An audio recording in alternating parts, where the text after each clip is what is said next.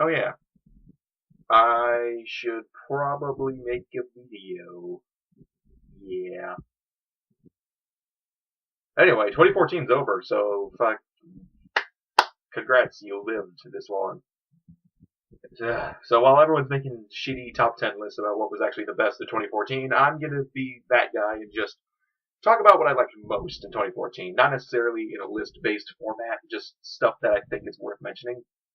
So here is a bunch of stuff that happened in 2014 that you should probably listen to. First thing I want to mention though is because I'm super lazy and for copyright purposes, I'm not going to play any music from here. But I will leave links in the description below where you can listen to everybody on sites like Grooveshark or, I don't know, Plug.DJ or YouTube or whatever. So go check everyone out because 2014 was actually a decent enough year for music.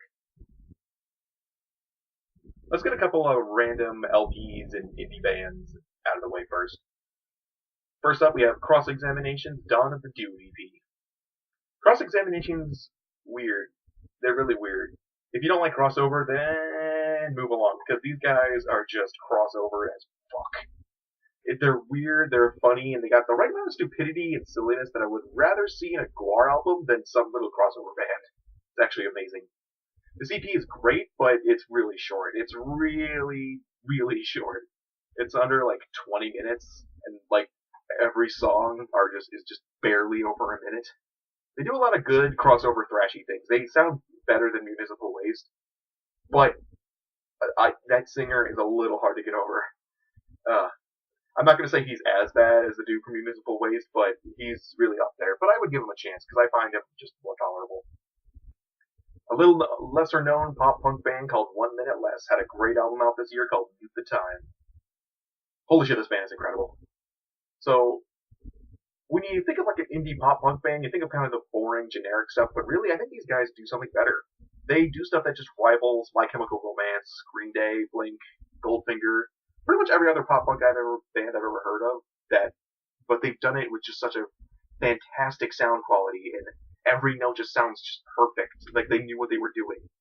Oh man, it's amazing. It's all fast. It blurs the line between pop punk and hardcore. I think it's definitely worth listening to.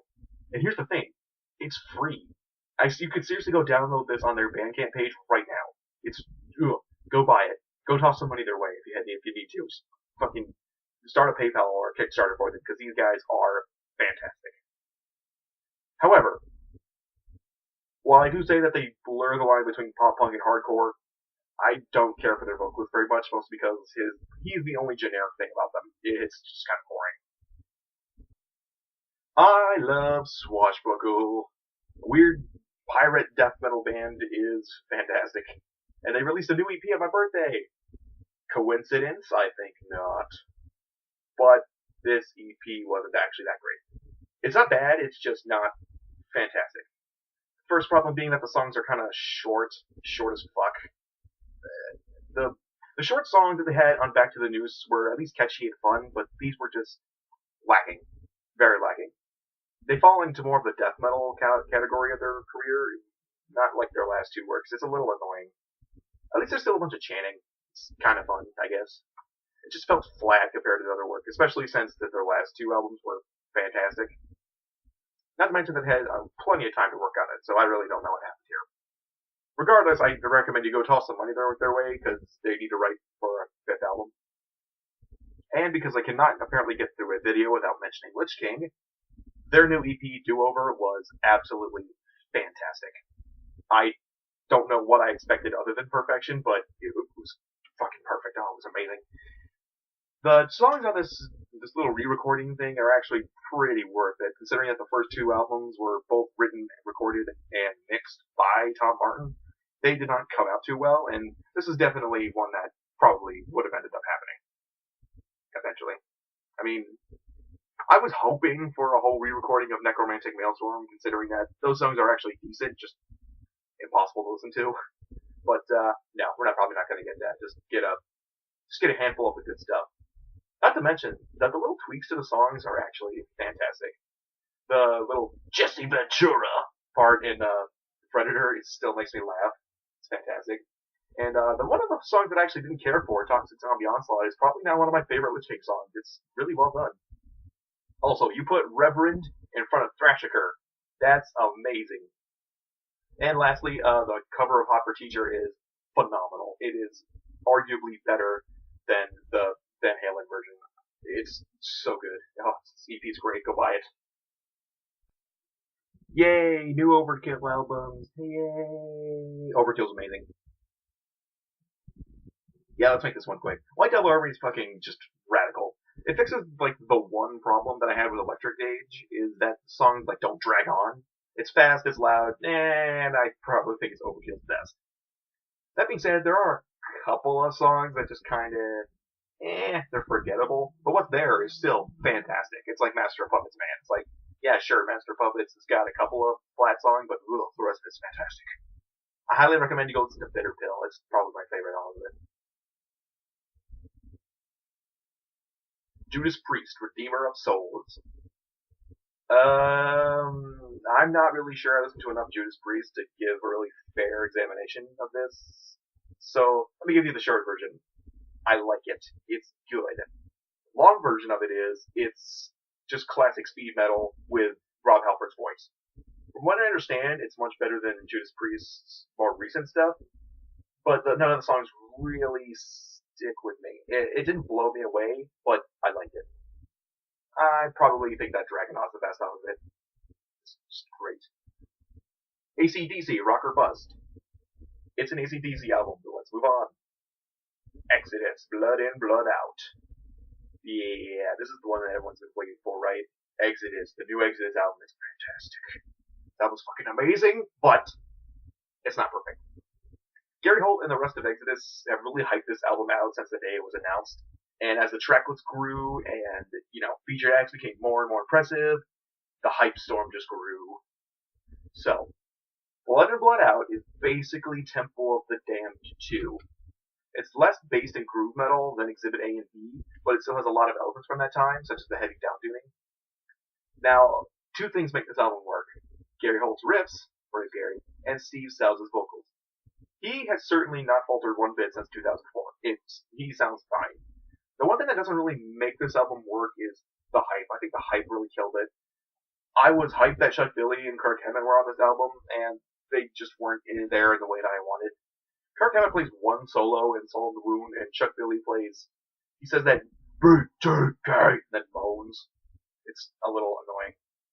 Also, Dan the Automator is a piece of shit for thinking that you can add like Inception horns and dubsteps to an Exit song and that no one will give a shit. That being said, after all those Inception horns, Black 13 is actually awesome. It's a little disappointing just based around the hype, but even if you didn't know it, this album's fucking awesome. Yeah, so this was an album that I did not know existed until the day it came out. Sister Sin, Black Lotus. Not much to say about it actually. It's a good Sister Sin album. It's worth looking into. Go check it out. If you like Hailstorm but don't think that, they're metal enough or whatever, or not brutal enough, go check it out. Sister Sin, Black Lotus is fantastic. And finally we have Hellyeah, Blood for Blood. Sangre por Sangre, if you prefer. It's actually really good. I really like it. It's a good, just really brutal, heavy metal, alt metal kind of album. That weird five-finger death punch, disturbed kind of new metal, whatever you want to call it, alt metal, I suppose. Nothing on this album really offends, I suppose. It's not terrible, and it's nothing I would sneeze at, mostly because I don't know any Hellyeah.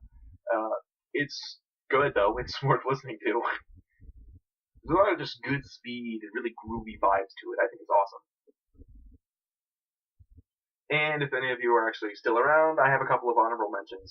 Some stuff that I listened to in 2014 for the first time that didn't necessarily come out in 2014, but I think is still worth listening to since no one's ever heard of it.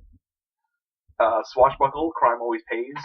This is their most recent album, and after their mediocre fest that was their last EP, I had to listen to it just to see. This is a fantastic album. There's no filler on it. The sound quality is perfect. The songs are longer. It fixes, it's perfect. It fixes everything that I had. Every little nitpick that I had with the last two Swashbuckle albums was great. Toxic Holocaust, Chemistry of Consciousness. I only listened to 2 songs off of this album before, Awaken the Serpent and Rat Eater. Both of them were fucking amazing. So, I don't know why I didn't pick this album up sooner, but oh my god, I wish I did. Black thrash crossover metal is just fantastic. I can't say stuff about Vektor that hasn't already been said. If you're into Skeleton Witch or Dream Theater at all, you need to go listen to these because it's the weird blend that you never knew you wanted. One of the things that I did listen to a lot this year was a lot of death metal. So here's a couple of death metal stuff that I've been listening to that I just think is really phenomenal. Cannibal Corpse, I bought their album Torture. I know some people have some mixed thoughts on Corpse Grinder, but I think he's just a fantastic vocalist. Torture's great, but Tomb of the Mutilated is definitely their master of puppets. It's fantastic. Just another great death metal album that's just brutal the entire way through. I also listened to a ton of Dying Fetus. Their album Descend into Depravity is probably my favorite, mostly because Your Treachery Will Die With You is the best around. Deicide's, what the hell is it called again? I scroll through my notes. Once Upon the Cross is fantastic. I would say it rivals Tomb of the Mutilated, but, you know, that's just me. I also listen to a lot of Cannabis Corpse, Jesus. Cannabis Corpse is just, I think they started out as like a parody of Cannibal Corpse, but now they're just their own band about death metal that's about weed. It's fantastic. It's wonderfully hilarious. In addition to them, I discovered Ghoul, which is just this weird guar style. They have a lot of weird, interesting styles, ranging from thrash to death metal to grindcore, even a little bit of surf rock here and there. Their album Splatterthrash is great, and they just released a new EP that I actually did not listen to. So I gotta check that out. Actually, now that I think about it, go check it out, because it's probably worth listening to. I already mentioned in my review, Aggression's Moshpirit is definitely worth listening to. And I guess if you're into it, I guess you can go listen to Emily's Army's Swim. Oh, I'm sorry, The Swimmers Swim. Fucking stealing. Anyway, that's the end of my 2014 video. Take it easy, don't,